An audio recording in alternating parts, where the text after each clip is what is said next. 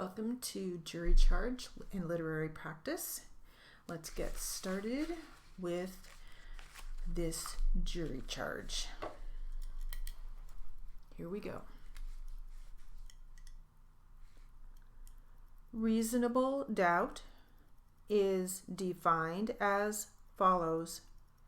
It is not a mere possible doubt because everything relating to human affairs and depending on moral evidence is open to some possible or imaginary doubt.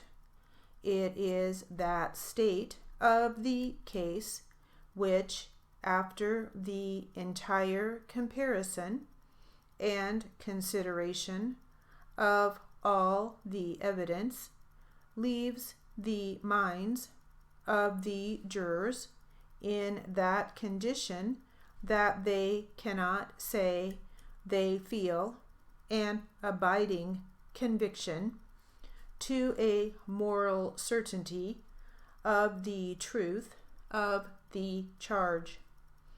Evidence is either direct or circumstantial. Direct evidence is evidence that directly proves a fact without the necessity of an inference. Circumstantial evidence is evidence that proves a fact from which an inference of the existence of another fact may be drawn. It is not necessary that facts be proved by direct evidence. They may be proved also by circumstantial evidence or by a combination of direct and circumstantial evidence. Both direct evidence and circumstantial evidence are acceptable as a means of proof. Neither is entitled to any greater weight than the other.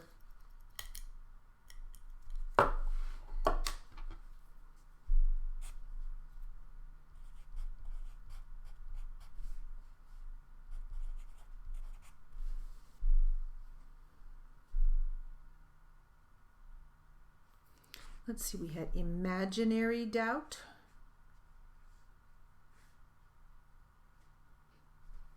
A moral certainty, circumstantial evidence,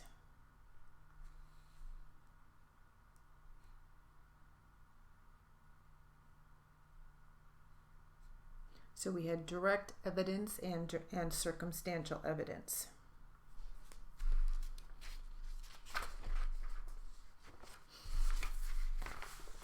All right, let's try a little bit of literary practice now.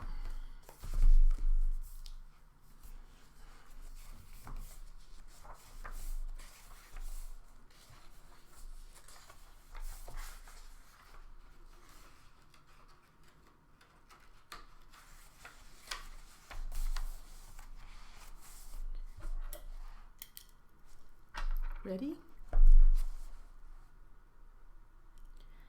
Helen Ross was a good friend who taught teachers, doctors, and psychiatrists and consulted with professionals working with children and families all over the world. She was one of the great people of our age in the understanding of the dynamic development of human beings. After one operation for cancer and some subsequent therapy, Helen chose to refuse treatment when her cancer reappeared. One day, when I visited her, I found Helen very frail, yet interested in all that I had to tell her about our television work and her Pittsburgh friends. Some of the time I just held her hand and we said nothing. We didn't have to. After one of those silences, Helen said to me, "Do you ever pray for people, Fred?" "Of course I do." So I said, "Dear God, encircle us with thy love wherever we may be." And Helen replied, "That's what it is. Isn't it? It's love. That's what it's all about." Helen was 88 when she died. She had spent most of her adult life working at understanding the complexities of human growth and development, and her summation of life was that love is what it's all about.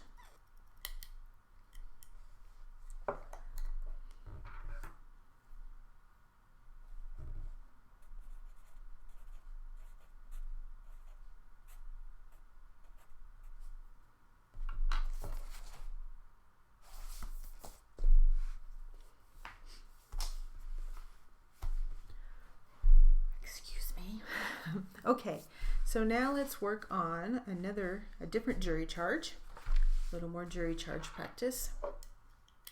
Here we go.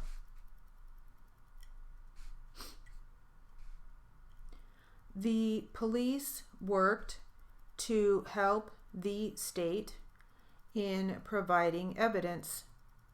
The police helped by identifying witnesses and providing the state with the people's exhibits. After the witnesses had all been called and the attorneys have given their closing statements, then the judge had an opportunity to instruct the jury on the points of law in the case so that they could apply the law to the facts that they had to review in determining the guilt or innocence of the defendant. Their decision resulted in the defendant being sent to the state penitentiary without any hope for parole. When the judge makes his charge to the jury, the judge reminds the jurors that they are to act as any prudent person would act in determining the verdict for the case. As prudent people, if they found that there was not enough evidence to prove that the defendant had committed the crime, they would have to move to release the defendant. The defendant must be determined to have committed the crime beyond all reasonable doubt. In this case, the defendant was determined to have committed the crime of murder. As a result, he was subjected to confinement until the governor granted a reprieve. The governor granted a reprieve because new evidence had been located.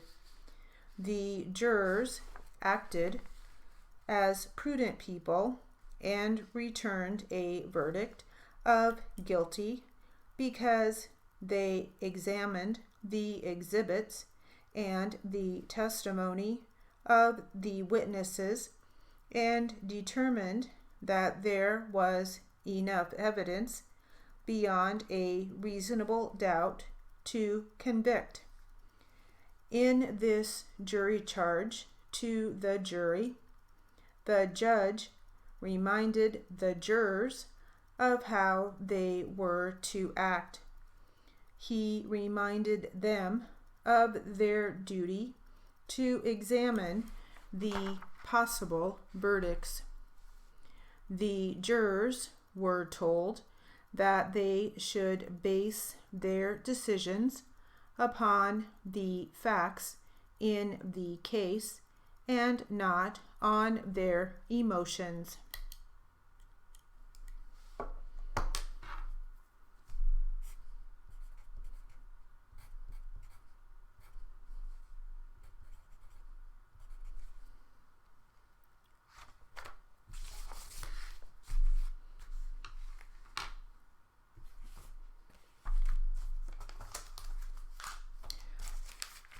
All right, I found an article in the NCRA Journal of Court Reporting, and it's on kind of like tech tips.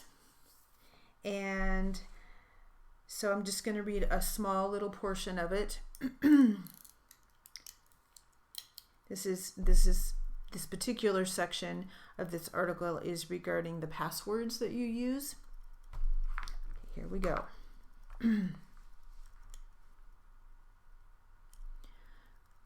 Christine Phipps, RPR, NCRA Technology Committee co-chair, reminded reporters to be smart about their passwords.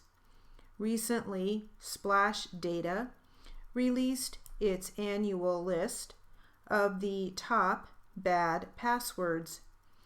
If any resemble your current passwords, Phipps advises, you may want to consider changing them immediately.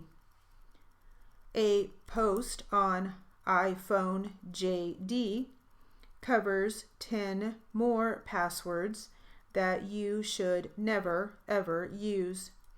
Author Jeff Richardson urges readers to use complex and unique passwords on each of the websites that you visit. I know that was very short, but hopefully that's helpful, good information. So it says, let's see, one of the websites they referred to was iPhoneJD.com, and the other one was called Splash Data. Oh, then it says you can read there. It does give a website. It's called teamsid.com/worst passwords 2015. So if you want to do some further research on that and make sure you're not using any of those passwords.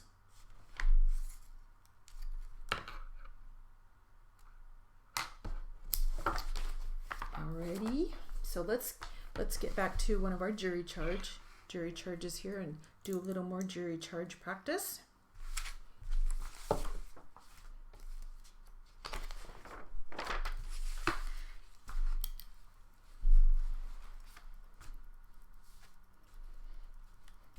Ready?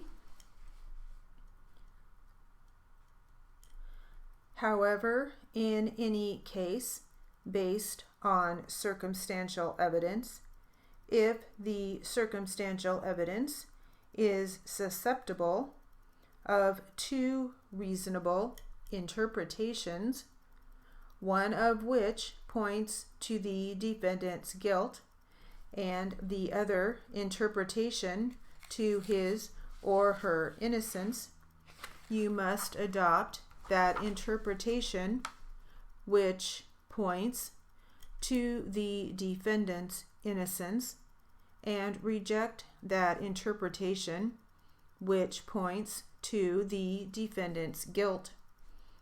If one interpretation appears reasonable and the other interpretation appears unreasonable, you must accept the reasonable interpretation and reject the unreasonable. Murder is the unlawful killing of a human being with malice aforethought. Malice means either an expressed intent to kill or an intent to commit an act dangerous to human life with knowledge of the danger to and with conscious disregard for human life. Aforethought means the malice must precede the act. First-degree murder occurs when the killing is committed with malice aforethought and a deliberate and premeditated intent to kill. Deliberate means determined after careful thought and weighing of the consequences.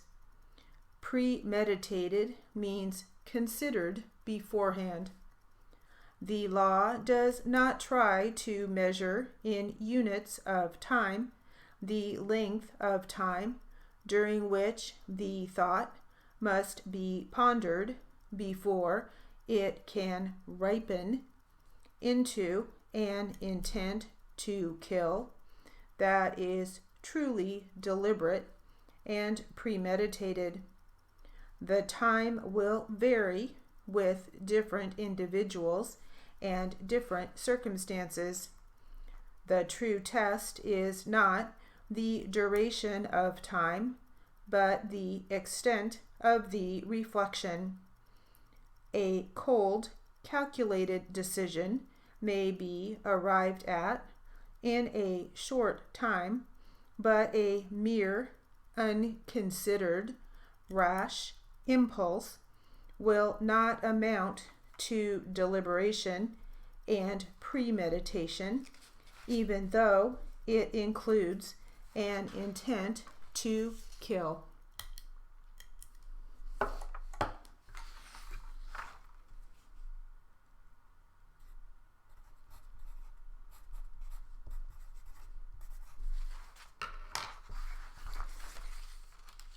Some of the words in there. Let's see, we had circumstantial evidence,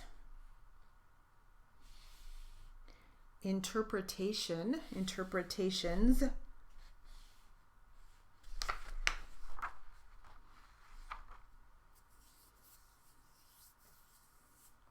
malice aforethought, malice aforethought, deliberate,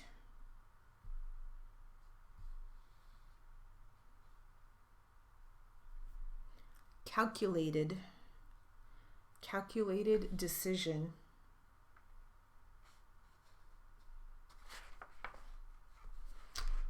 Alrighty, well, we'll conclude our jury charge practice, jury charge and literary practice now. Thank you.